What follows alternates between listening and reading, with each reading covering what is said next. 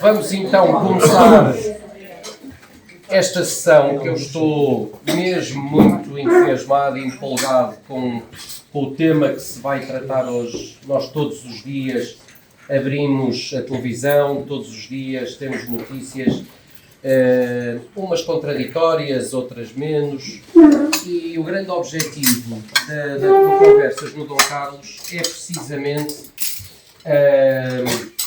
elucidar as pessoas e trazer uma visão que nem sempre é vista, ouvida na narrativa habitual.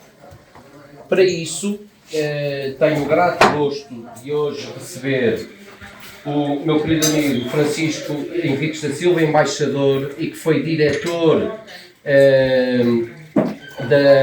e representante do Ministério dos Negócios Estrangeiros no Médio Oriente. Depois, eventualmente, dará uma pintura mais exata da sua função. Depois o embaixador Alves de Carvalho, que foi, entre outras coisas, embaixador no Catar.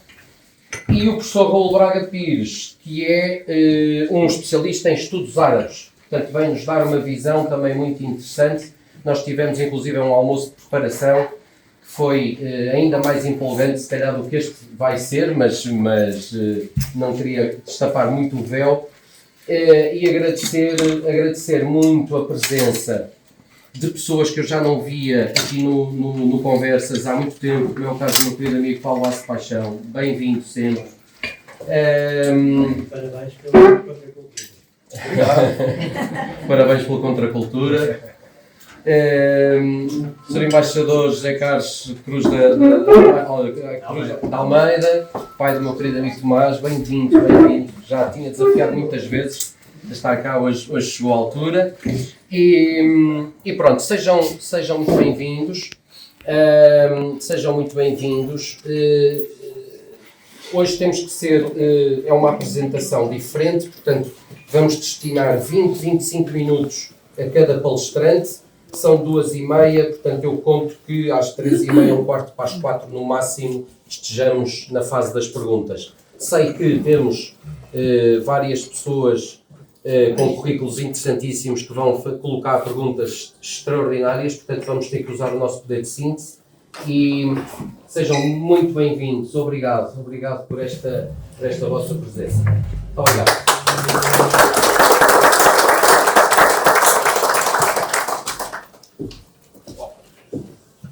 Minhas senhoras e meus senhores, eu não vou fazer nenhuma referência a ninguém em particular, são muitos todos.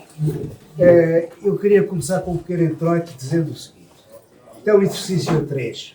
É um painel e vamos naturalmente ser controversos, que isto não vai ser uma tarefa simples, porque estamos a lidar com um dossiê muito complexo, muito sensível, em que existem pontos de convergência, existem muitos pontos também de divergência, dissonâncias várias, que são sempre naturais e salutares.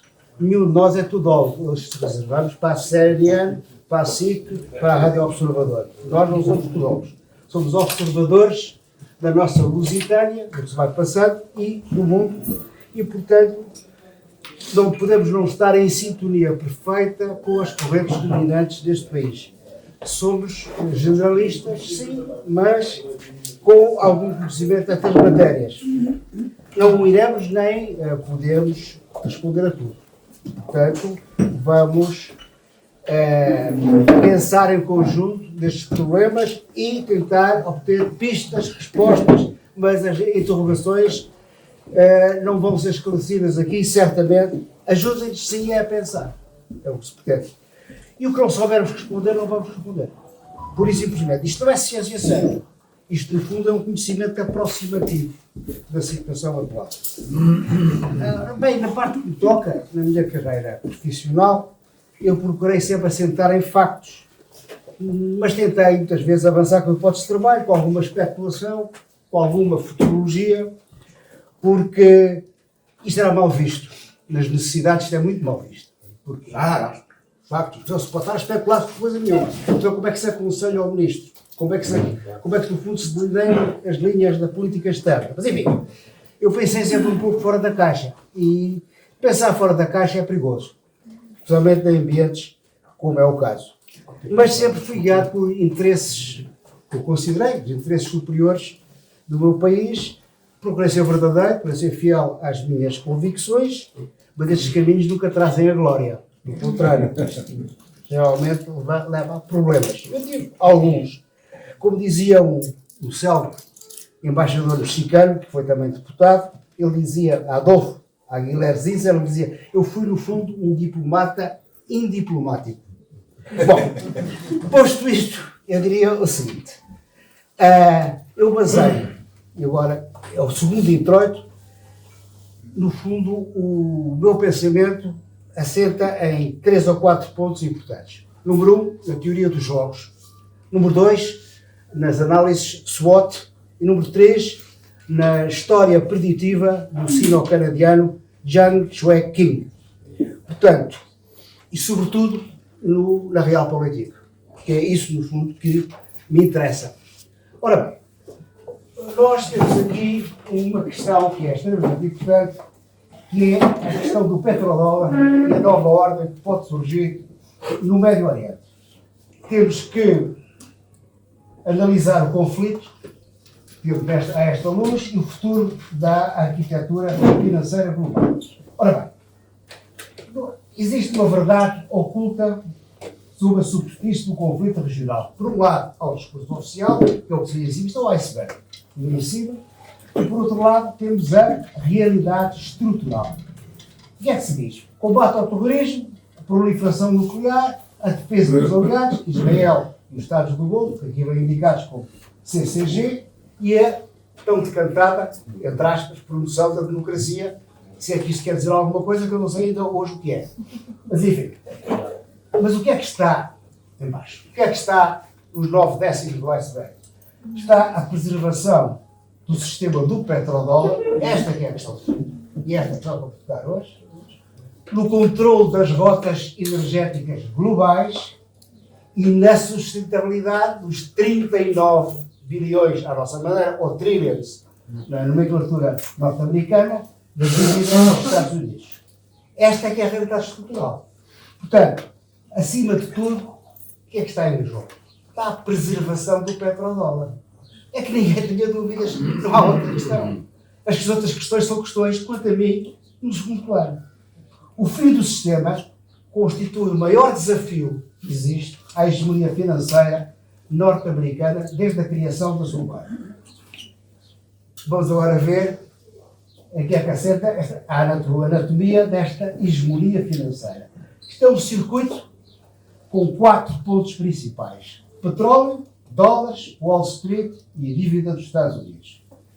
Ora bem, em 1971, Nixon decide pôr fim aos acordos de Bretton Woods, fim ao padrão ouro, ao standard ouro, e passa a imperar o dólar, que passa a ter uma flutuação nos mercados. Ora, o dólar tem que ser ancorado a qualquer coisa. E em 1973 surge o que é o grande problema da Guerra do Yom Kippur, e, para além da Guerra do Yom Kippur, é o boicote petrolífero. E então havia que ancorar o dólar aqui, ao petróleo. Então propõe-se à Arábia Saudita o seguinte: meus caros amigos, nós compramos todo o vosso petróleo, mas é tudo estipulado em dólares. E surge aí entramos no circuito. Ora, isto é estabelecido em um acordo em 1974, e a partir de 74 aderem os diferentes países da OPEP, e então o dólar impera no mundo do petróleo. Portanto, compra-se petróleo, paga-se em dólares, e esses dólares vão alimentar o quê? Vão alimentar o Wall Street. Vão ser reinvestidos pelos países produtores na Bolsa de Nova Iorque e nas obrigações do Tesouro Americano. Por sua vez, as obrigações do Tesouro Americano sustentaram o quê? A dívida dos Estados Unidos, os 39 bilhões de dólares. E, portanto, o circuito não para. Funciona sempre. Agora, o que acontece é o seguinte: 2024, a Arábia Saudita diz: eu não vou reconduzir o acordo.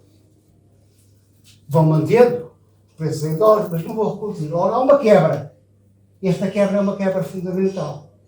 Porque, a partir daqui, Porque, no fundo, cada um pode decidir por si se vai pagar e como é que vai pagar. Esta é uma questão extremamente perigosa. Porquê? Lembrem-se de duas coisas. 2003, Saddam Hussein, Deus a falar do Iraque, quis vender petróleo em euros. Seria o euro, o petróleo-euro. O que aconteceu ao Saddam Hussein? Sabem qual foi a resposta? Acabou enforcado. E, entretanto, inventou-se as armas de destruição maciça que nunca existiram. Líbia, 2011. Muammar Gaddafi tentou implantar o sistema do dinar de ouro, que era para as compras do petróleo líbio serem vendidas em ouro. Ou o equivalente, dinar de ouro. O que aconteceu ao Gaddafi? A Líbia foi bombardeada e acabou assassinada. Portanto, golpes militares fulminantes quando se tentamos sair desta linha. Ora, o que acontece? O circuito está quebrado. É isto. O circuito está quebrado. Vamos saber como é que isto vai funcionar daqui para a frente. O ponto de estrangulamento que sustenta as economias asiáticas é essencialmente o petróleo que vem do Golfo Pérsico. Do Golfo. Para evitar problemas, peço desculpa, vou falar só em Golfo. Não é o Golfo do México, mas é este Golfo que está situado lá nos confins do Médio Oriente. Porque para uns é Golfo Pérsico, para outros é Golfo Arábico. Para evitar confusões, Golfo. Ora bem, quando a Coreia do Sul depende 80% a 90% do petróleo que vai do Golfo. Japão, 90% a 95%. Índia, 55% a 65%. China, 45% a 50%. Europa, apenas 4%, sendo que importa mais, mas é em termos de gás natural, que é o principal fornecedor desta zona, é o Catar.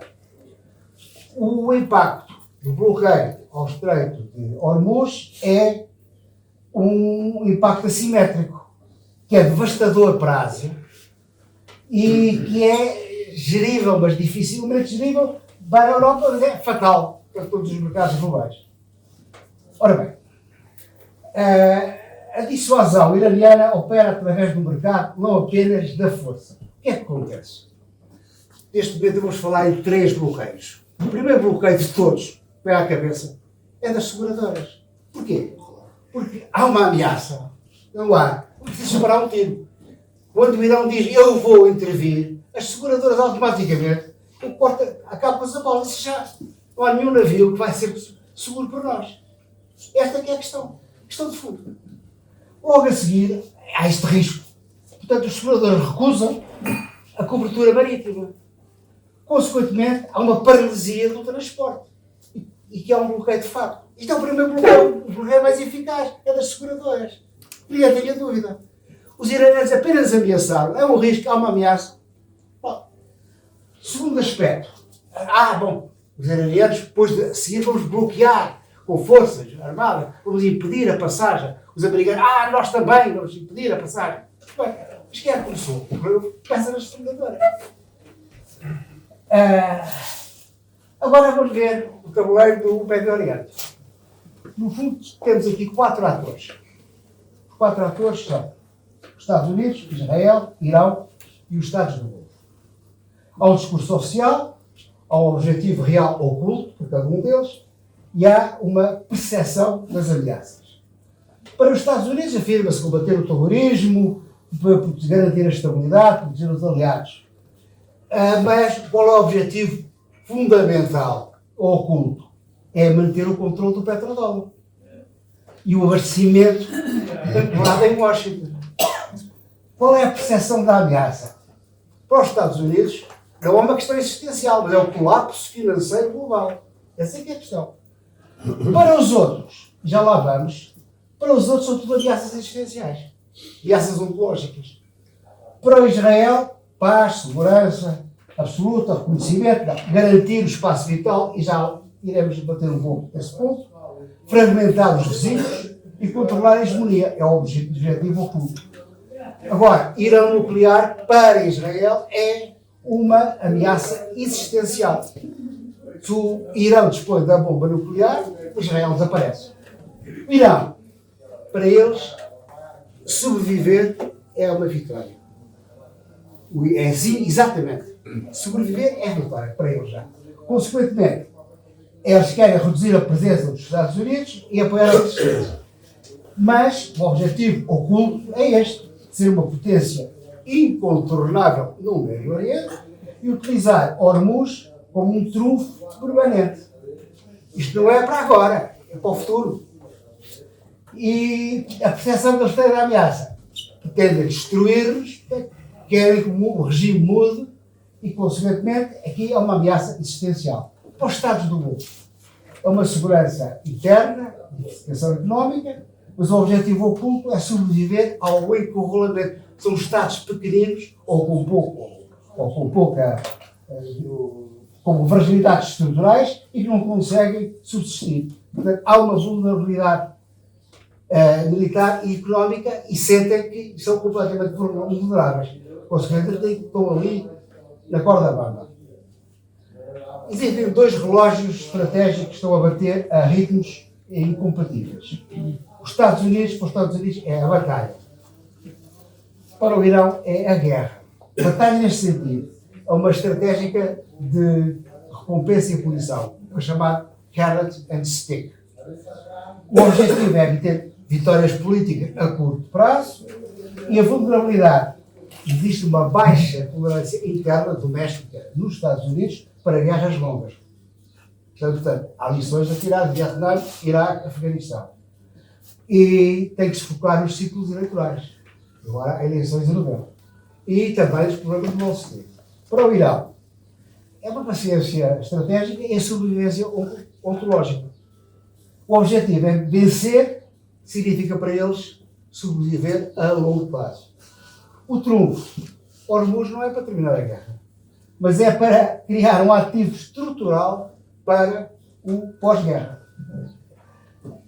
Agora vamos a outras questões, que é Israel e os Estados de cooperação do Golfo. Procura-se uma oportunidade estratégica e um meio de encurralamento. Para Israel, eles, no fundo, e eu já agora gostaria de, se permitem um pequeno à parte, Israel. Quais são as características do Estado de Israel? 3 coisas. Número 1. Somos um Estado de exceção. Portanto, somos o povo escolhido por Deus e da terra prometida. Consequentemente, estamos acima de qualquer outro povo. Esta é a mentalidade. Segundo ponto. Vitimização. Somos sempre vítimas. Portanto, fomos vítimas na Idade Média, fomos vítimas na Inquisição, fomos vítimas dos pogroms na Polónia e na Rússia, e somos vítimas hoje dos ataques dos árabes.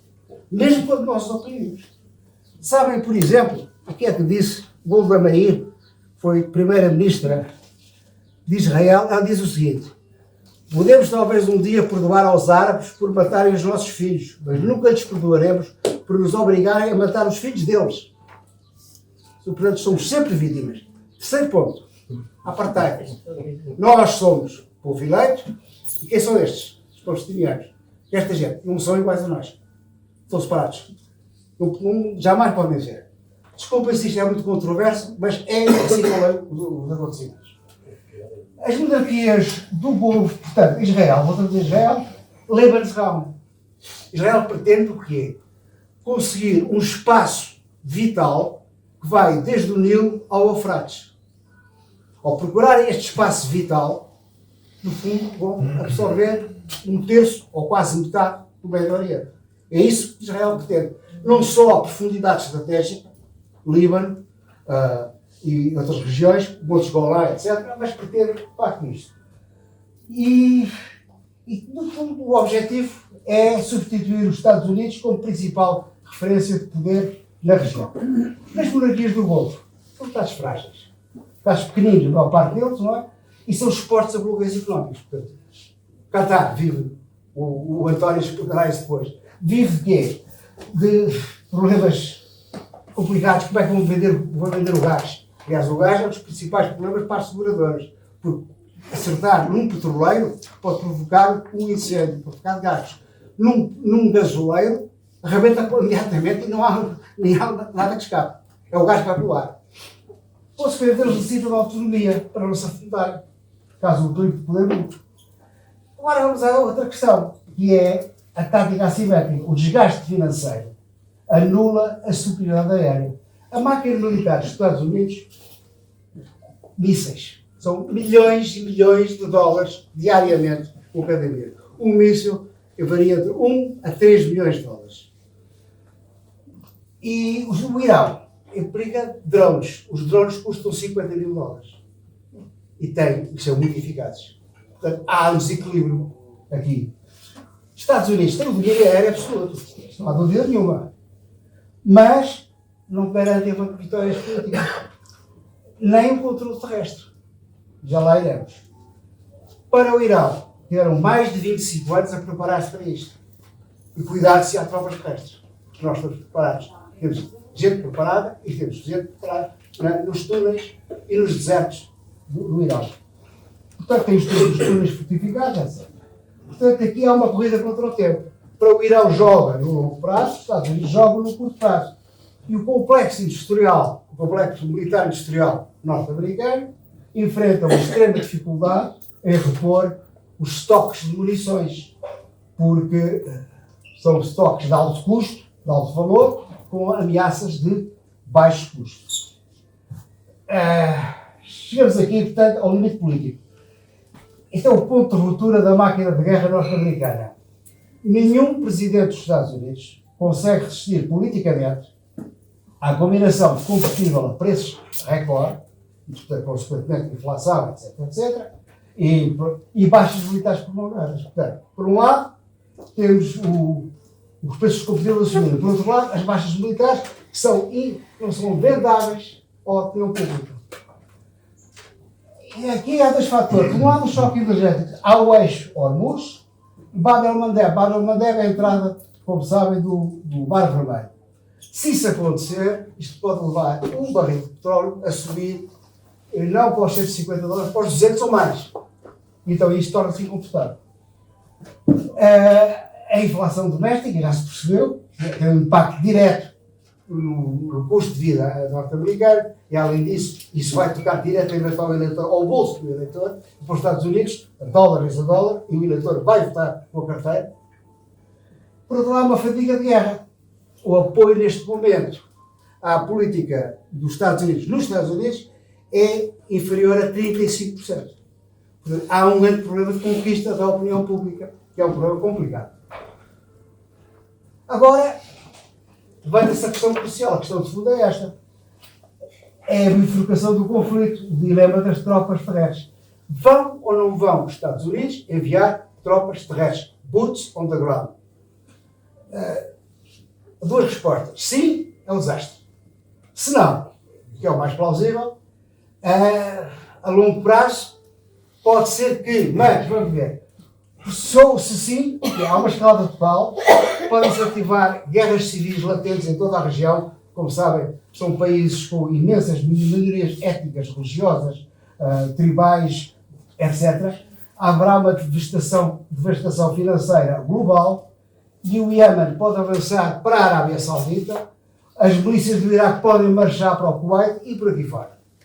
Aí, no Boots on the ground, não só as baixas, mas todo este panorama dantesco que se pode ocupar no futuro.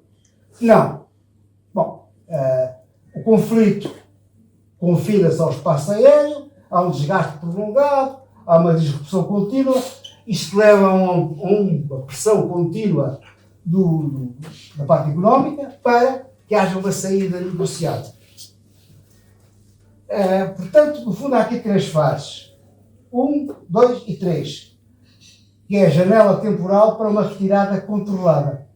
A fase 1 é a dita conflito aéreo e de mísseis, perturbações logísticas que elevam os preços e penalizam as bolsas. Já se viu. 2 é a pressão asiática, é a fase 2. Já está a ocorrer neste momento. China, Índia e Rússia vão tentar forçar diplomaticamente o fim das disrupções energéticas em Hormuz. Bom, a Europa, isto é uma footnote, é uma nota de rodapé. A Europa diz pouco perde ou nada. Fase 3 é a vitória. Portanto, a liderança dos Estados Unidos, claro que degradou militarmente o Irão, venceram, e vai legitimar a retirada, e, portanto, faz uma operação de relações públicas e evita o colapso eleitoral em novembro. Agora, isto aqui o que é que resulta? Então, estamos na fase mais especulativa de todas e é aqui que posso ser mais controverso e sei que o meu amigo António não está inteiramente de acordo comigo. Vamos dizer aqui dois cenários. O primeiro cenário é este. Há um eixo oeste-centro, que é Israel, vai emergir como potência militar, os Estados Unidos retiram-se também como potência militar, e os Estados à volta de Israel, de alguma forma, podem ser tributários dessa presença. Por outro lado, a leste vai emergir o quê? Um Irão fortalecido, hoje em dia destruído, mas no futuro fortalecido, vai operar em articulação com a Rússia e com a China. E com o controle, muito importante, com o controle consolidado de Hormuz e, presumivelmente, através dos proxies, dos úteis, do Bab el-Mandeb. A zona cinzenta. A zona cinzenta são os Estados do Golfo. Os Estados do Golfo vão se movimentar uns para um lado, outros para o outro. Portanto, por exemplo, Qatar, provavelmente para o lado do Irão. Oman, para o lado do Irão. Mas os outros, a Arábia Saudita, provavelmente, embora haja divergências grandes, para o lado de Israel. Esta é a situação. Portanto, resposta, neste momento, a três grandes riscos estruturais. Haverá o uso de armas nucleares? Não. Ninguém se vai atrever a fazer isto. Portanto, nem Israel nem os Estados Unidos têm interesse em enverdar para esta via. O custo político é imenso, a imprevisibilidade é enorme, portanto, não há qualquer vantagem a evitar para esta via. Eu não acredito. Trump vai negociar diretamente com o Irão? Já o fez, mas vai continuar? Sim, mas será que é um negociador credível? Reparem bem, 28 de fevereiro, na véspera, o ministro dos Estrangeiros da Alemanha diz: atenção, está tudo pronto a ser assinado. No dia seguinte caem as montas. Será credível? Aí é que está o problema. Portanto, o diálogo tem que ser sustentável e tem que ser um diálogo firme. Agora, quanto tempo é que vai durar a fase aguda? Isto é uma previsão minha, controversa, polémica. 1 a 2 anos. Isto não vai acabar assim, não acaba em semanas. Ou pode não acabar, ou pode continuar por outras vias, mas isto não se vai equilibrar rapidamente. Não vai. Vai levar tempo. E há um esgotamento político e económico que vai obrigar as partes a procurar uma solução minimamente honrosa. Portanto, isto no fundo é o fim de uma era, é a erosão do sistema financeiro. E isso para mim é o ponto fundamental. Isto não é um choque de civilizações de que falava o Samuel Huntington, ou uma disputa territorial. O desfecho desta guerra não marca uma vitória definitiva de Washington, mas sim o início de uma guerra global multipolar. É uma ordem, a meu ver, posso estar enganado, em que o dólar vai perder a sua hegemonia inquestionável e o Médio Oriente vai se redefinir em termos de arquitetura de poder para o século XXI. Por aqui me fico. Muito obrigado.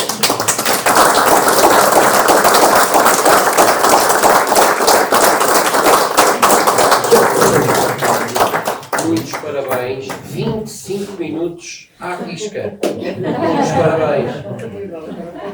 Embaixador António Alves de Carvalho, 25 minutos que o seu colega e amigo despendeu. Tentarei, Luís.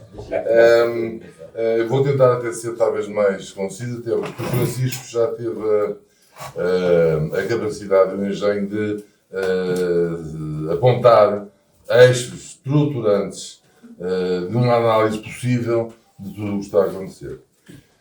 Eu não tenho PowerPoints, não trouxe PC, tenho apenas aqui um texto que preparei e que vos vou ler, eventualmente interrompido aqui ou ali com algumas notas que me venham à mente, que vão surgindo naturalmente da leitura do texto. Eu vou ler devagar para que todos possam acompanhar. Penso que o problema da voz não existe, porque acho que todos ouvem. E por conseguinte, eu vou dizer e vou centrar-me em factos concretos, porque na verdade a especulação não cabe aqui, se bem que ela tenha vivido e ela vivam os média e analistas e comentadores, porque cada vez que a gente liga isto ou liga aquilo, somos bombardeados com 40 ou 50 mil opiniões que são inevitavelmente ou quase sempre contraditórias, que se cruzam e que nos apontam cenários que ou não fazem sentido ou que seriam inevitavelmente incompatíveis. O que eu vou dizer é aquilo que sei do Golfo.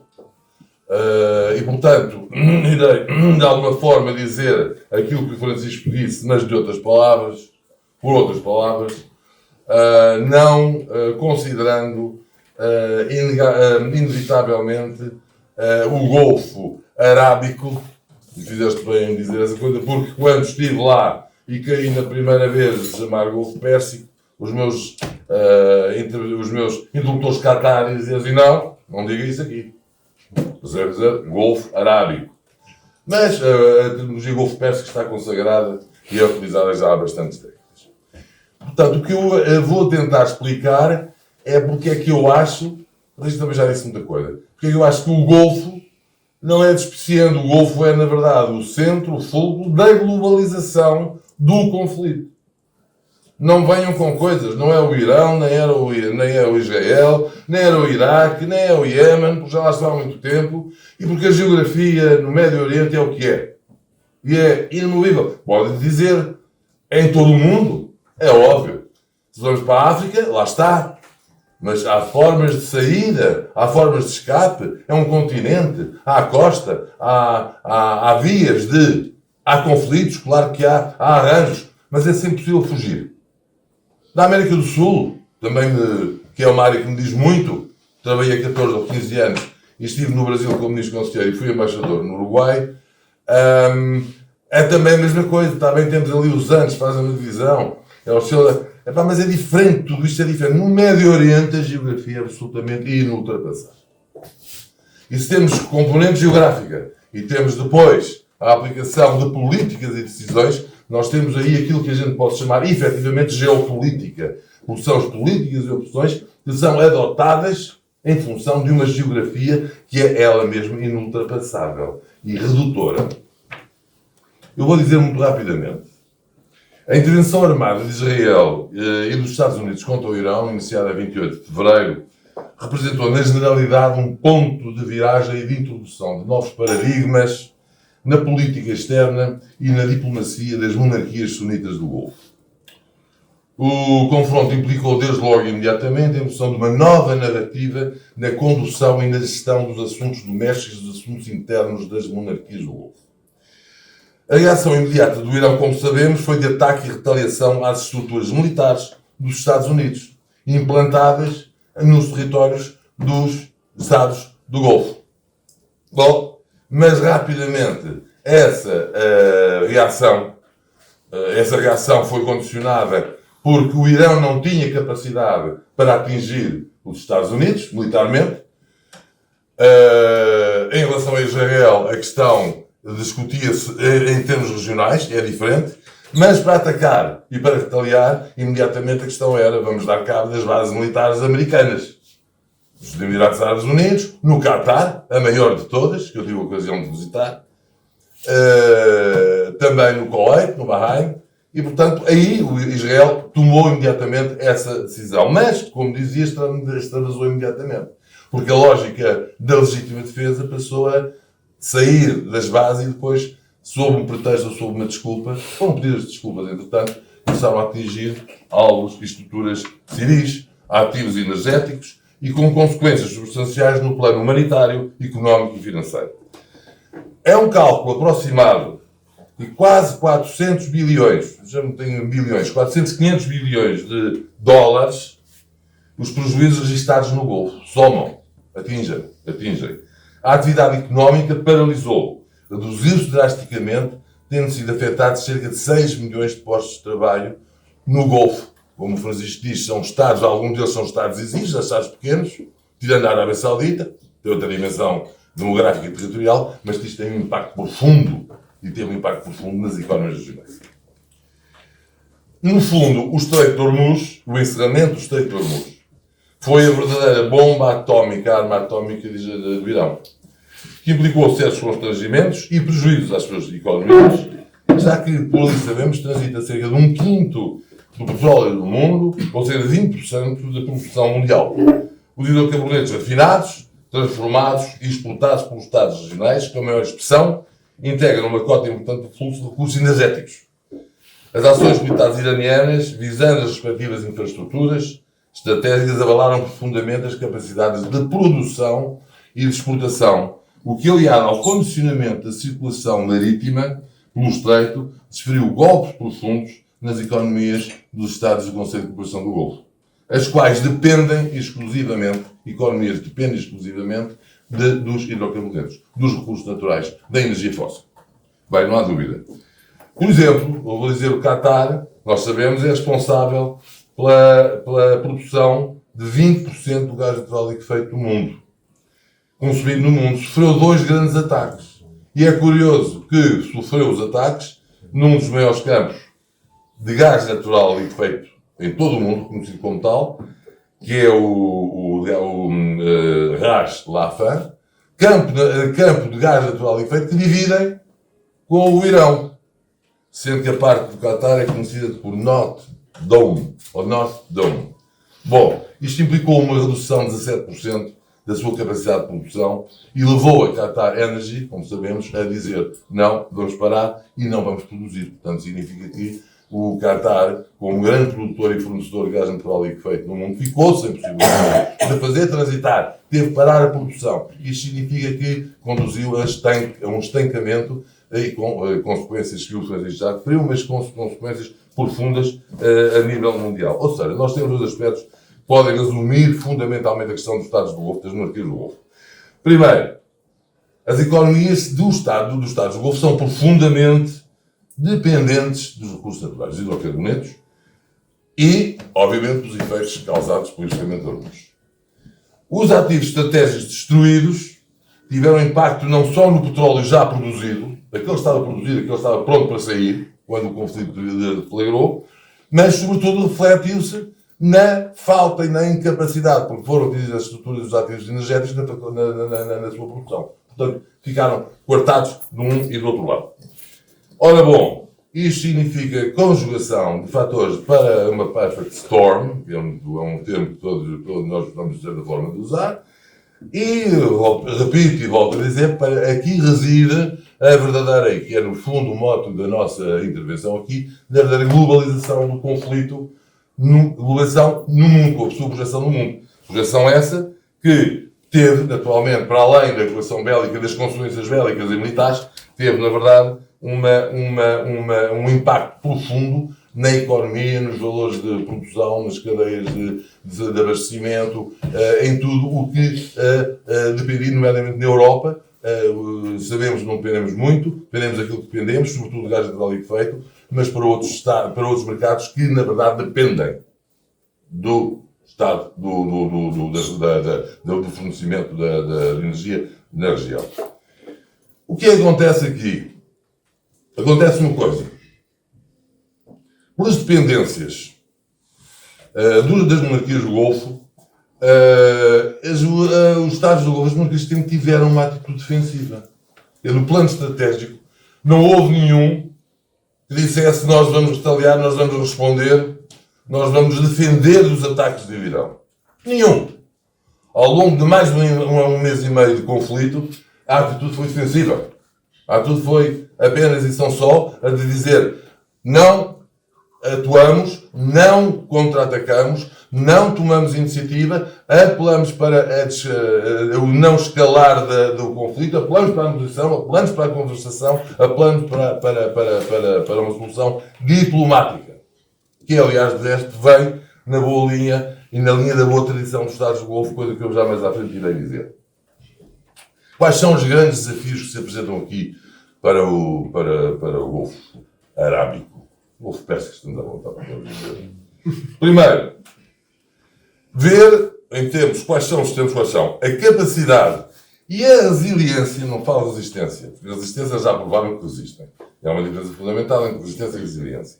Para manter esta linha estratégica defensiva, como agora tem sido feito, sendo verdade que a Arábia Saudita por ter uma dimensão geográfica e demográfica diferente dos outros, mas também os Emirados Árabes Unidos, porque foram os primeiros a ser atacados e foram por razões muito concretas, que eu já vou dizer à frente, foram os únicos que deram ainda sinais de uma atitude mais musculada, mas sem consequências.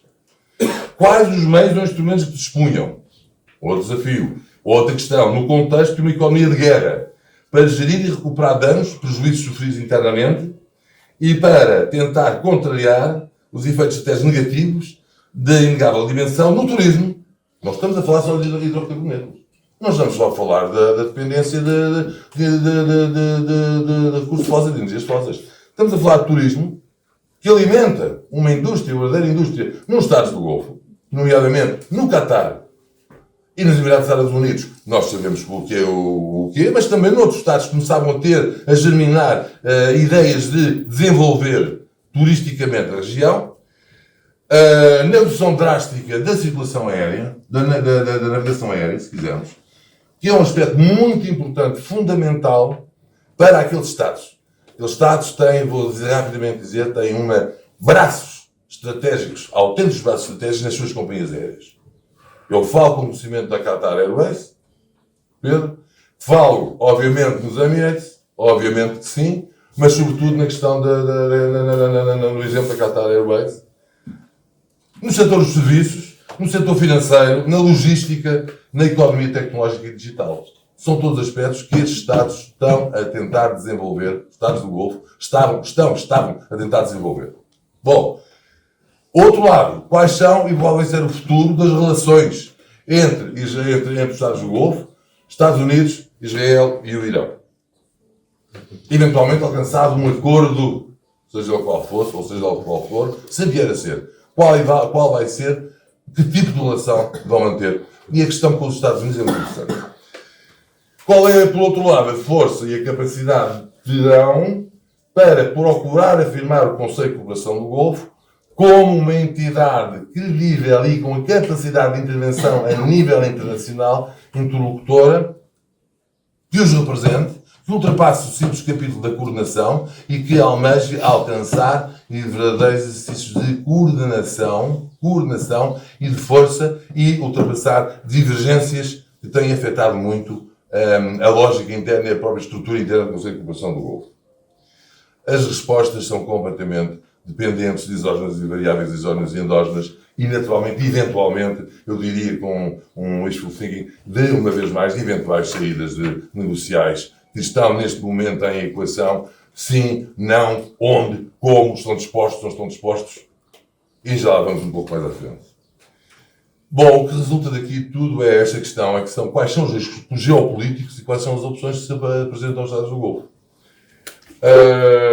O Golfo Árabe é uma região epicentro estratégico do Médio Oriente. O que ficou dito, mas também por uma geografia de convergência ou confluência económica e geopolítica. É um tempo favorável, porque tem recursos energéticos que o mundo sabe e todos nós sabemos. Mas de risco, acentuadas dependências económicas e de recursos naturais, bem como de alianças e parcerias, sobretudo viradas para o Ocidente. O eixo para o Ocidente é um eixo claro. Primeiro com a Grã-Bretanha, por razões coloniais, sabemos que depois terminou. A partir de 70 a 71, com o avanço dos Estados Unidos, que viram como opção estratégica e vejo com alguma lógica avançar para o Golfo, aliás, considerado por alguns think tanks americanos como Western Lake, e implantar ali no Golfo bases militares. Portanto, estabelecer ali um núcleo forte e poderoso militar. Bom, o que é um facto é que isto condicionou. Se nós agregarmos demografias pouco expressivas, exiguidades territoriais são evidentes. Talvez a Arábia Saudita, como já disse, tem neste momento cerca de 36 milhões de habitantes, 90% dos quais, contudo, concentrados em zonas urbanas. O resto é deserto. E ainda as dependências de um número esmagador de mão de obra estrangeira, sem o qual não trabalham. Eu digo, por exemplo, que Qatar tem 3 milhões de habitantes, mas se me perguntarem quantos Qatares vivem ali de origem, que andavam há 120 anos no deserto, a afirmarem-se a lutar em tribos, eu diria que não são mais de 400 mil. Agora façam as contas e vejam o peso desproporcional entre uma e outra realidade. Isto acontece no Bahrein e acontece no Kuwait. E acontece também no Dubai, com outras circunstâncias. Mas também na Arábia Saudita. Ora, todos estes elementos foram revelados de uma forma dramática pelo conflito atual e, portanto, implicando riscos geopolíticos profundos. Quais são? O envolvimento forçado dos Estados no conflito jamais podem ser considerados, neste conflito, um starting point. Eu gostava de explorar um pouco mais essa questão. Dizendo que a geografia, as alianças e parcerias com o Ocidente, cá está, o eixo ocidental, Estados Unidos sobretudo, mas também Reino Unido, que voltou, também a França, também a Alemanha, de uma maneira geral o bloco ocidental, plasmado, se quisermos dizer, grosso modo, na União Europeia. Todos os Estados da União Europeia, bem, não são Estados da União Europeia, há 137 embaixadas acreditadas em Doha. 137 embaixadas em Doha, e todas, e os grandes potentes estão lá, evidente. Os Estados europeus estão lá e movem-se e mexem-se com capacidades extraordinárias. Espanha, Itália, a Grécia, a Holanda. A geografia e as alianças para o Ocidente e a evolução das dinâmicas internas da República Islâmica do Irão. Isto é fundamental. Em 79, refiro-me a 79, a Revolução Islâmica deixou um legado ideológico e religioso profundo. Fomentou medos existenciais, a concorrência de interesses hegemónicos e geopolíticos e acelerou a configuração de uma ordem regional e de um sistema de equilíbrio de poderes no Golfo, baseada exclusivamente em garantias externas de segurança. Ora bom, isto tudo mudou a região. Em particular, o temor, que isto em relação ao Irão, da exportação da lógica da filosofia da Revolução Islâmica. O que é que eles faziam? Bom, era a doutrina xiita. Nós estamos a falar de monarquias sunitas. E a teocracia que a Revolução Islâmica levou, criou e implantou no poder no Irão, em 1979, levou a que os Estados disseram, mas o que é que estes vão fazer a partir daqui? Começou a criar um clima de desconfiança grave. Porquê? É gravado ainda por cima, porque as minorias xiitas nos territórios dos Estados estão lá e existem. Até são por alguns consideradas células mortas. São mortas enquanto não forem ressuscitadas. E isso é um fator fundamental a ter em conta. E depois, naturalmente, tudo isto é gravado com os chamados proxies, ou eixos de resistência, como também se diz, que já sabemos, o Hezbollah no Líbano, mais os Houthis no Iémen, mais as milícias pro-iranianas a partir de atuarem a partir do Iraque, o Hamas na Palestina, na faixa de Gaza, diz alguma coisa, Francisco? É. E com diferenças. O Hamas, por exemplo, é sunita, mas os outros não são. Bom, estas proxies são sempre e foram sempre as armas apontadas ao coração das monarquias do Golfo e à estabilidade regional. Quais são os dilemas fundamentais? Quais são os dilemas estratégicos? A opção defensiva e uma hipotética entrada no cenário bélico, o eixo estratégico dos domínios militares de segurança esteve sempre presente. A escolha da opção ofensiva ou de defesa como resposta aos ataques iranianos foi sempre afastada. Foram constantes, repito e reitero, os apelos dos Estados do Golfo perante diversos interlocutores de negociação, de conversa, de diplomacia e de não escalar o conflito. Além de que, há aqui um fator estratégico que se coloca de primeiro, que é este. É que se optassem pela escalada do conflito, iam naturalmente colocar-se a alinhar com os Estados Unidos, mas isso implicava uma coisa. Iam alinhar com Israel. Porque Israel atacou o Irão, os Estados Unidos apareceram meia hora depois. Ou seja, então estavam alinhados com Israel. Coisa absurda. Se é absurdo, era absurdo. Não esqueçamos que no final do primeiro mandato de Trump, no finalzinho, estava a começar a nossa presidência do Conselho Europeu, então, que eu estive e que presidi, porque não havia delegação da União Europeia na altura em Doha, era a partir do Bahrein, era a partir do Kuwait, desculpa, que funcionava, e eu fiz a presidência dos primeiros 6 meses, de 2021. E quando assistia tudo isto, e várias outras coisas interessantes, se tiver tempo, falo. Se não tiver tempo, não falo, depois ligo-me e para algumas perguntas. É a história dos Acordos de Abrão. Os Acordos de Abrão foram impulsionados à última hora a correr pelo, como é que o tipo se chama? Jared Kushner, o genro, o bendito genro o que é, Luís? 5 minutos. 5, 6? 5, 6. 5, 6, tudo bem. Luís, obrigado. Obviamente, os Acordos de Abrão tiveram, e houve muitos Estados do Golfo que avançaram. Houve Estados do Golfo que avançaram e que embarcaram na história dos Acordos de Abrão. O que é que isso significa? Significava os Emirados Árabes Unidos, em primeiro lugar, foram os primeiros.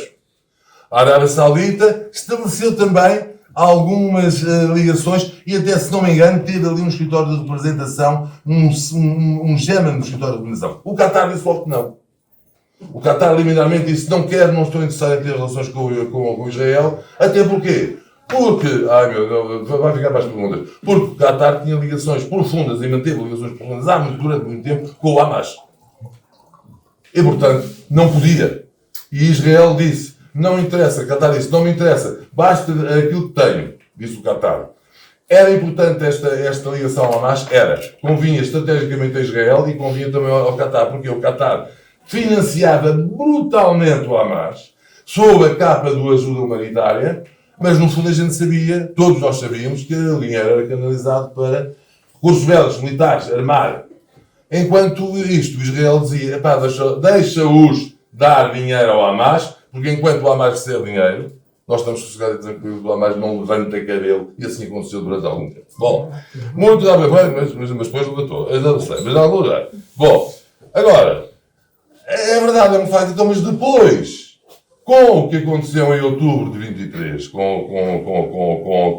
o conflito, não vou entrar aqui, não quero estabelecer aqui divisórias, se foi a agressão do Hamas a Israel, se foi a fora de Israel desproporcionada em relação à iniciativa do Hamas, isto causou uma debacle total, um descrédito total nos Acordos de Abrão e, sobretudo, nos Estados do Golfo que aderiram aos Acordos de Abrão e que causaram custos políticos internos profundos. Portanto, os Estados do Golfo nunca poderiam aderir, nem podiam nunca optar por fazer e ter uma atitude ofensiva. Mantiveram-se na defensiva e salvaguardaram. Há outras condicionantes, nomeadamente, meus caros, dizer-vos, eles têm uma ordem interna estabelecida, têm uma estratégia diplomática estabelecida, têm uma diplomacia estabelecida, têm alternativas, procuram geografias diferentes. Era interessante poder aqui dizer-vos e falar-vos do que é que o Qatar, por exemplo, entendia como aproximação e alternativas ideológicas e de eixos geográficos em relação à África,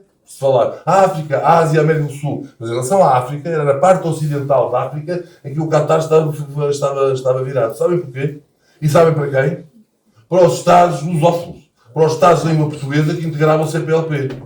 Enquanto lá estive, abriram as embaixadas a Guiné-Bissau, Angola, Moçambique. Com Portugal e com o Brasil, tínhamos 5 embaixadas para constituir um grupo CPLP no Qatar, em Doha. Tinha mais do que tinha quando era embaixador da Guiné-Bissau. Absolutamente ridículo. E mais, o Qatar tem o estatuto de observador associado à CPLP. Sabiam? Ficam a saber, meus caros, o que pode dizer tudo, um pouco tudo isto. Bom, mais questões internas dizem isto.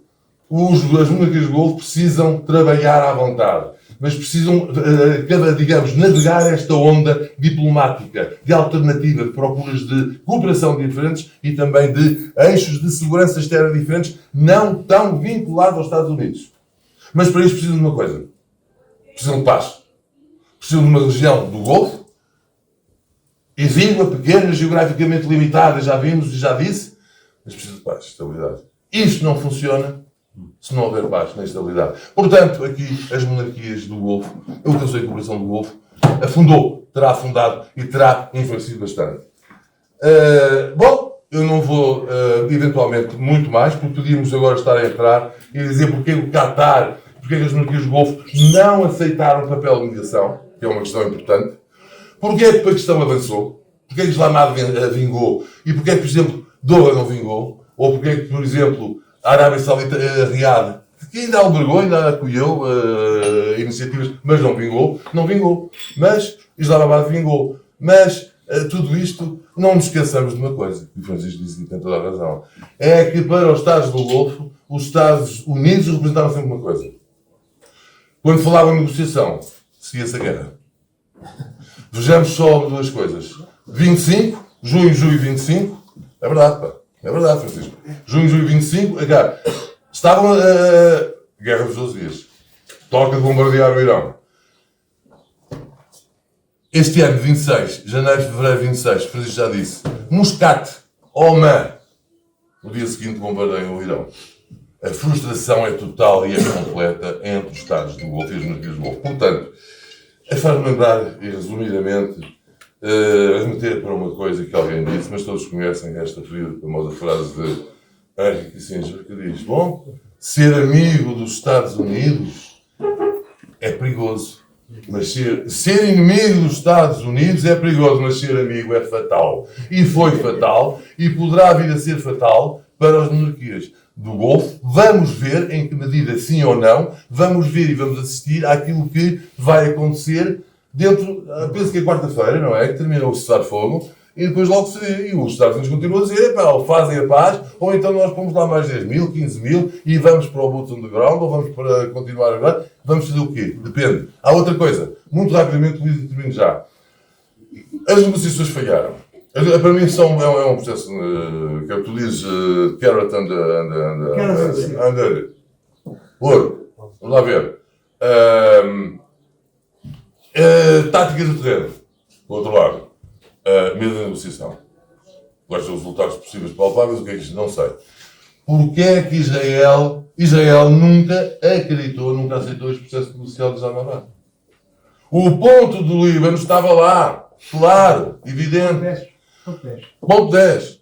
E nos Estados Unidos, o Sr. Secretário de Estado da Defesa diz, não, houve aqui uma má interpretação. Não houve má interpretação nenhuma. Estava lá.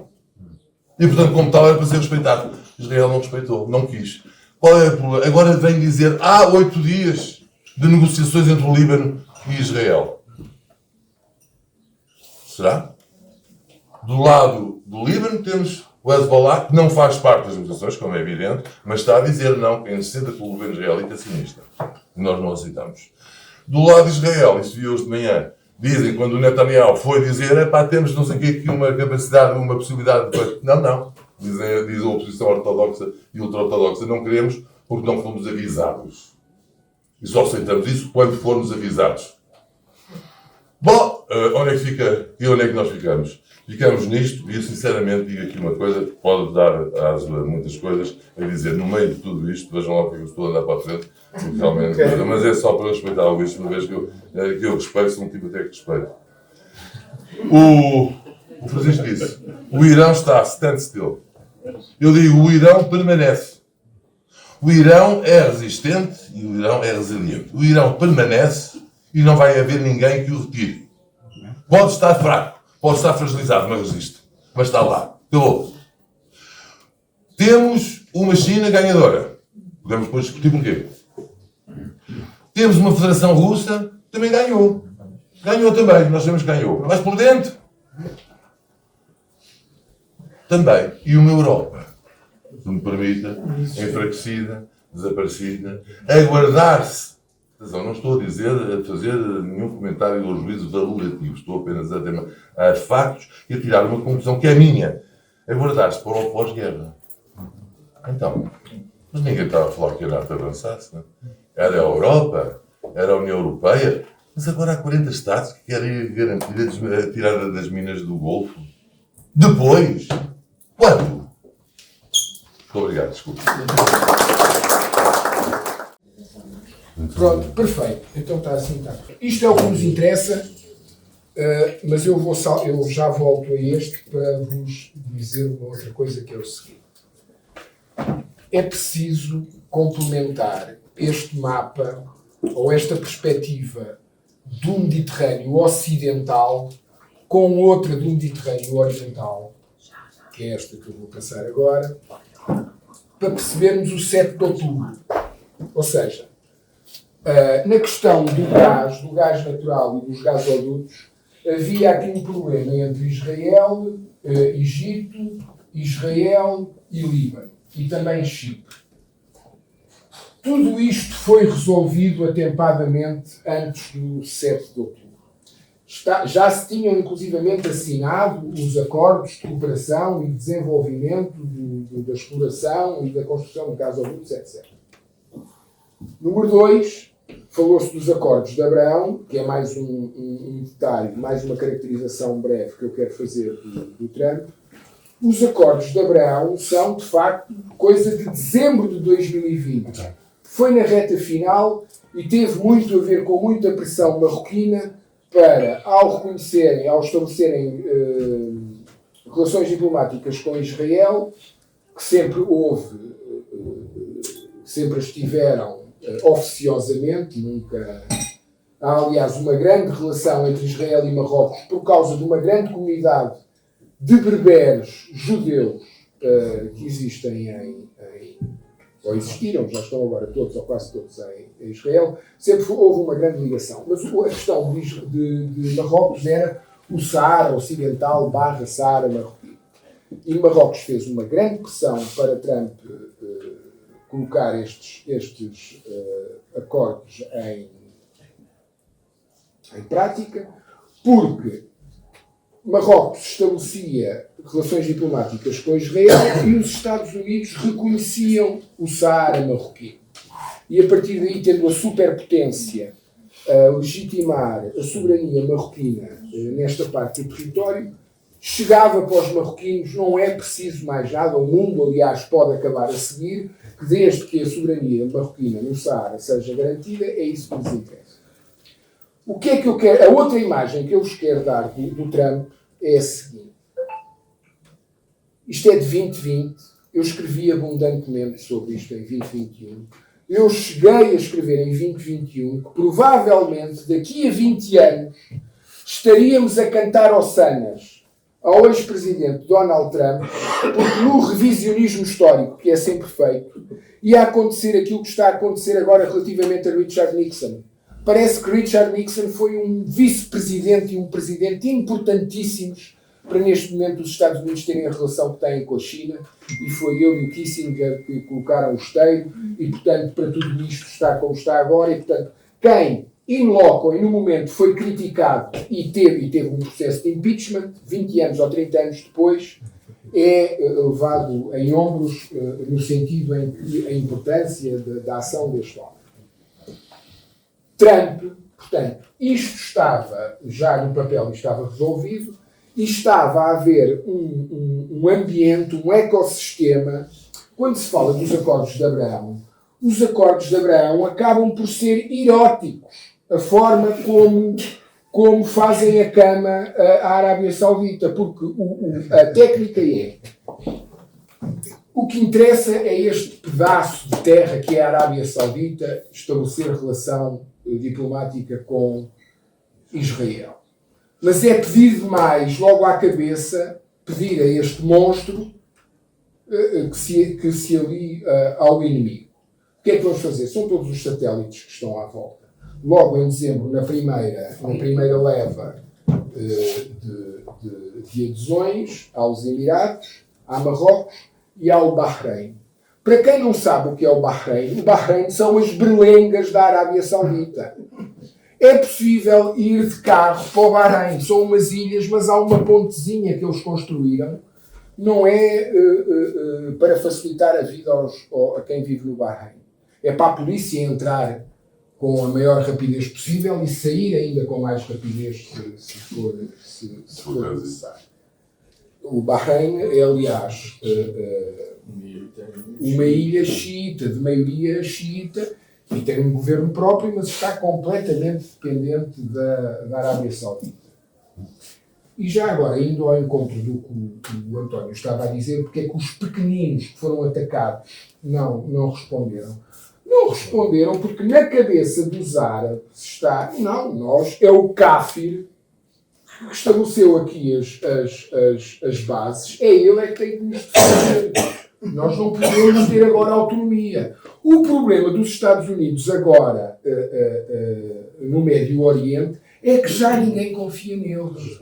Eles estavam ali como uma espécie de uma extensão da NATO, com um chapéu de chuva, um chapéu protetor, defensor da potencialidade tanto do Irão como uma qualquer, falta-me a palavra, uma qualquer atrevimento israelita que já tem bomba atómica, etc. Portanto, havia ali qualquer coisa que fazia dos americanos, de facto, os defensores. E o árabe olhou para estes defensores, não, agora defendam. E não fizeram. Portanto, há aqui um problema de confiança. Para terminar esta parte do Trump, portanto, o Trump cria isto, os acordos de Abraão, e aquilo que ele neste momento está a fazer é exatamente aquilo que o Zidane fez naquele último jogo, quando deu a cabeçada no adversário, e então achou os psicólogos explicaram isto como, isto é um tipo que construiu toda uma carreira como se fosse um castelo de areia, e agora no fim da carreira o que faz sentido para ele é aquilo que faz sentido para nós na praia. Nós construímos o castelo de areia e antes de irmos para casa destruímos, vamos pisá-lo. Ele não fica ali. O que o Zidane está a fazer é isto à carreira dele. O que este tipo está a fazer depois de em 2020 ter surgido com uma novidade chamada Acordos de Abraão, que podiam ter funcionado e não funcionaram. Bom, portanto, nós agora vamos passar para o que poderá ser a construção de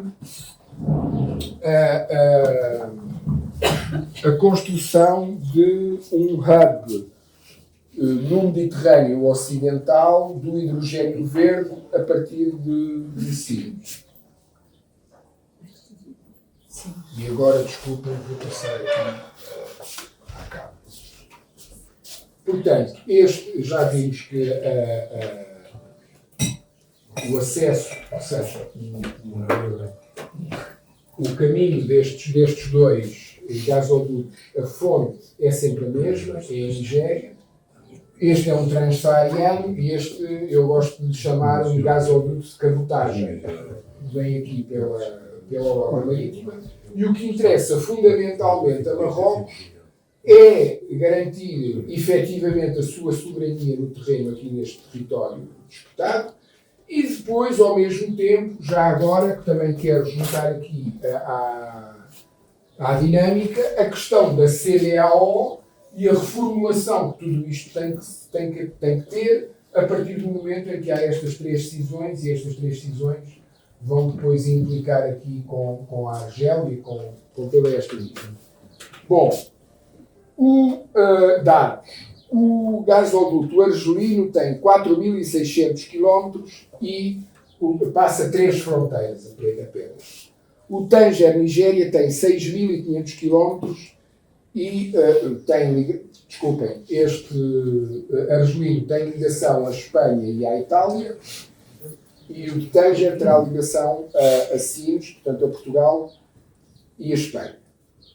O argumento argelino, e o que vamos ver aqui ao longo agora da explanação, é que este trajeto e este projeto há uma racionalidade transsaariana versus um excesso atlântico. A questão é o gasoduto pela orla marítima tem custos muito elevados, já vamos ver quais é que são, e tem depois também uma grande imprevisibilidade relativamente à questão climática, que levanta questões técnicas inesperadas até. O argumento argelino passa também por uma vasta experiência dos quadros da Sonatrach, que é a gás argelina no inóspito deserto. Há instabilidade no Níger e só tem 3 fronteiras. No caso marroquino, o caso marroquino tem interesses que são umas externalidades políticas, isto que eu já disse, a questão do Saara Ocidental, e depois também a questão de uma integração política de todos estes Estados por onde o gasoduto passa, que tem também como uma outra externalidade isto. Um ponto prévio que eu não disse. Tudo aquilo que eu vou apresentar é num cenário ótimo. Não há chuva, não há vento, não há tremores de terra, não há guerra. Tudo isto até 2030 ou 2040 vai acontecer e vai estar pronto, e preferencialmente os 2 gasodutos terminados ao mesmo tempo. Sabemos que isto não vai acontecer desta forma, mas a minha projeção é neste sentido. E, portanto, o que eu estava a dizer aqui da integração política destes países.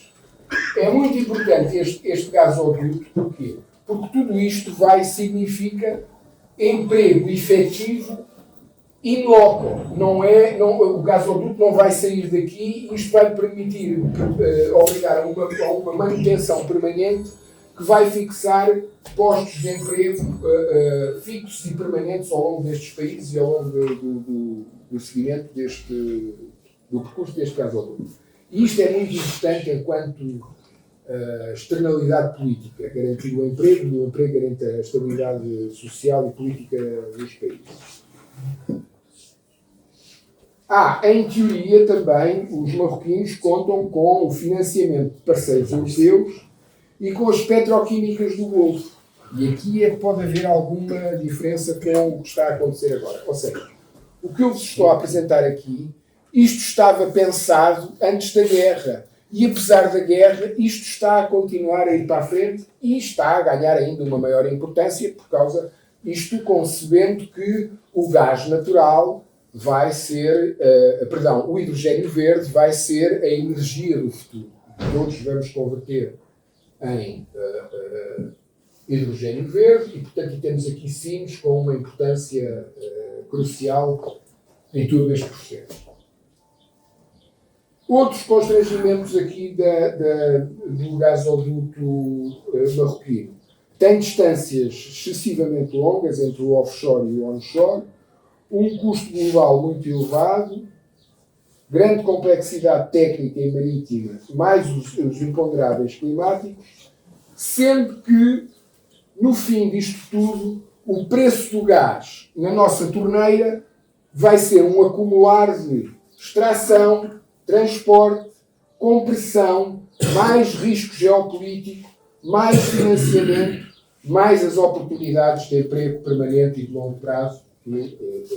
Isso não nos toca a nós no bolso do preço do gás quando sai na nossa casa, mas tem uma importância na justificação do investimento e em todo do projeto e em todo o investimento que aí se faz.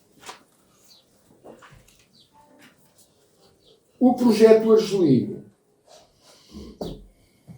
apresenta-se economicamente mais viável e tecnicamente mais racional. Se bem que, neste momento, a preocupação dos argelinos já não é se vão ter dinheiro para construir o gasoduto. Aparentemente, eles têm esse dinheiro. A questão dos argelinos é esta.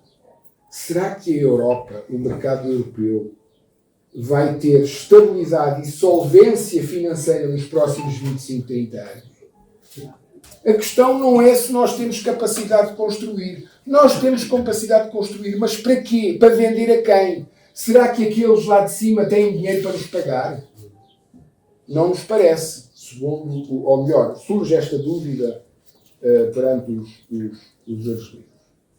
E, portanto, para terminar aqui também numa conclusão muito breve destes dois projetos, o ideal é que, de facto, se chegue à fonte os dois ao mesmo tempo. E neste caso, eu costumo explicar isto desta maneira, estes dois países não têm ogivas atómicas, não têm armas atómicas, mas esta é a competição atómica deles, no sentido em que se este gasoduto avançar 10 km, este também tem que avançar 10 km e por aí fora. Sendo que o ideal seria que chegassem os dois ao mesmo tempo. Sabemos que isso não vai acontecer e sabemos que as sabotagens de parte a parte não devem ser poucas. Pelo que vai na minha cabeça. Não é algo que eu saiba que vai acontecer ou não. A Nigéria, neste caso também a Nigéria, isto a acontecer no tal cenário ótimo que acontece que estas duas ligações, a Nigéria ganha uma preponderância perante a União Europeia crucial, porque são estes projetos que nos permitem efetivamente fugir e tornar-nos independentes relativamente ao gás russo e permitir a continuação ou forçar ainda mais a agenda da descarbonização na Europa. Foi uma agenda que agora ficou interrompida, mas ganhou algum balanço, nomeadamente durante a altura da Covid. Sim, do confinamento. Riscos desta travessia saheliana, apesar de ser, chegamos ao fim, chegamos à conclusão que é mais barata e mais eficaz do que esta. Há o risco dos grupos jihadistas. Um pequeno parênteses para dizer o seguinte. O que eu ainda não consegui arranjar explicação para isto é como é que depois do ataque ao Irão, e não estou a falar do deste ano, estou a falar do há um ano, quando foi exclusivamente para as centrais nucleares. Como é que depois disto as Al-Qaedas e os Estados Islâmicos voltaram a levantar a bandeira outra vez e não voltou a graçar uma pulverização de grupos terroristas de bairro pela África fora, nomeadamente aqui na zona do Sahel? Isto está-me a levantar várias questões e talvez a resposta mais simples para isto seja o seguinte: estão todos de barriga cheia. A gente só luta quando tem fome. E, portanto, se calhar estes terroristas também estão a ser financiados, digamos assim, para comerem bem. Outro dos riscos de circulação de armas e tráficos transfronteiriços, as fronteiras são muito porosas. A fraca presença estatual nestas interlândias, nestas zonas interiores. Vulnerabilidade de confronto com políticas internas. Isto tem a ver com o atravessar as fronteiras. Os interesses de Marrocos podem não estar de acordo com o interesse, ou uma política qualquer na Mauritânia pode inviabilizar ou atrasar este projeto. Há sempre essa incompatibilidade, às vezes, políticas. Uma simples sabotagem inviabiliza o investimento. Para que não haja sabotagens, vai ter uma necessidade acrescida de um controle aéreo sobre o gasoduto, e aqui, graças a Deus e graças à tecnologia e aos drones, o drone virou isto do avesso, porque nós, neste momento, podemos estar na frente de batalha, numa patrulha, a dormir descansados, porque há alguma coisa lá em cima que está num raio de não sei quantos quilómetros a ver se há aproximação do inimigo ou não. Portanto, o drone aqui veio facilitar imenso as coisas, necessidade de controle aéreo e um reforço da cooperação técnico-militar entre Argélia e Níger. O Níger é, neste momento, um país disputado entre Marrocos e entre a Argélia, precisamente por causa destes dois projetos. A Argélia está com problemas diplomáticos com o Níger. O Níger, aliás, teve uma posição desde 2023, quando a junta militar tomou o poder. O Níger era um dos países fundamentais no controlo dos fluxos migratórios para a Europa e rasgou o acordo que tinha com a União Europeia, portanto o novo poder, a junta militar, e dessa forma também a Argélia respondeu cortando relações diplomáticas. Estão de costas viradas um para o outro. No entanto, recentemente houve uma grande delegação argelina com o Ministro dos Negócios Estrangeiros, que foi a Niamey, e voltaram lá. Portanto, está-se tudo a compor. Na semana seguinte foi uma grande delegação marroquina, e os grandes trunfos que os dois países têm, e que até são complementares, tem que haver, obviamente, aqui um acordo, ou um maior entrosamento técnico-militar entre os dois países, entre o Níger e a Argélia. A vantagem ou o ascendente que Marrocos tem em toda esta região da África Ocidental e da Interlândia, do Sahel, é o facto do rei de Marrocos ter o título oficial de Amir al-Mu'minin, o líder dos crentes. Significa, nós também somos crentes, os católicos também são crentes, os judeus também são crentes. Mas o líder dos crentes, sendo muçulmano, aquilo, em teoria somos todos crentes, mas há um olhar, obviamente, muito específico para o islâmico, e o resto é cáfir. E nesse sentido, como todos estes países têm uma grande maioria islâmica, há este ascendente de Marrocos, que acaba por ser um ascendente oficioso, mas que acaba por ser oficial e passa a oficial quando Marrocos, na altura, isto é 2012, 2013, quando a Al-Qaeda e o Acmi estão em grande e há toda a convulsão no Mali, Marrocos abriu as portas à formação de clérigos islâmicos que venham dos países do Sahel. E, de facto, tem sido um sucesso enorme. Há fornadas de 500, 600 ulama que saem de Marrocos para os seus países de origem e talvez por isto, olha, já que eu há bocado estava a referir que estou a estranhar como é que não voltaram a surgir como cogumelos estes grupos jihadistas depois do ataque ao Leão, mas se calhar há aqui uma mais-valia. Marrocos, de facto, tem tido uma produção, uma formação muito profícua destes clérigos que regressam aos seus países. E Marrocos, a semana passada, também acertou mais um acordo com o Níger nesta leva de formação. E, portanto, o Níger, neste momento, está a ser um país muito disputado entre os dois países por causa deste gasoduto. Eu vou terminar já. Temos mesmo que terminar. Eu termino já só com o outro. Bom, na questão de Marrocos, já agora,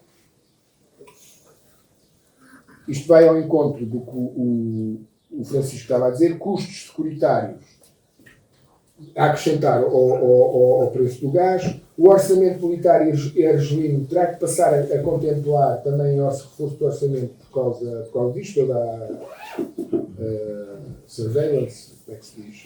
A vigilância e monitorização que tem que ser feita. O projeto marroquino evita a incerteza do deserto, mas perde sem negociação. O problema aqui são as negociações transfronteiriças, a complexidade fiscal, riscos jurídicos, mais os custos elevados dos seguros. Lá está. Em conclusão, o argumento argelino é serem mais rápidos, menos burocráticos e mais baratos. O último mapa que eu vos quero e aquilo que eu gostava de vos deixar a pensar é o seguinte. Todo este norte da África, Magreb vai até aqui, depois norte da África com o Egito. Todo este norte da África beneficia do chamado Estatuto Avançado com a União Europeia. Significa o quê? O senhor tem práticas democráticas, realiza eleições e tem um parlamento funcional, vai passar a ter o direito de ter taxas aduaneiras preferenciais. E, portanto, não haverá um grande custo de um produto europeu que passe daqui para aqui. Porque este país beneficia do Estatuto Avançado, chamado Estatuto Avançado. Ora, imaginem estes dois países a alimentarem o resto da Europa e já agora também, na realidade, isto tudo a acontecer, o que eu estou a mostrar nos outros mapas e nestes, Sines vai, na prática, ficar ligada a Beirute, não é? Por gás, há de haver um entroncamento qualquer que vai permitir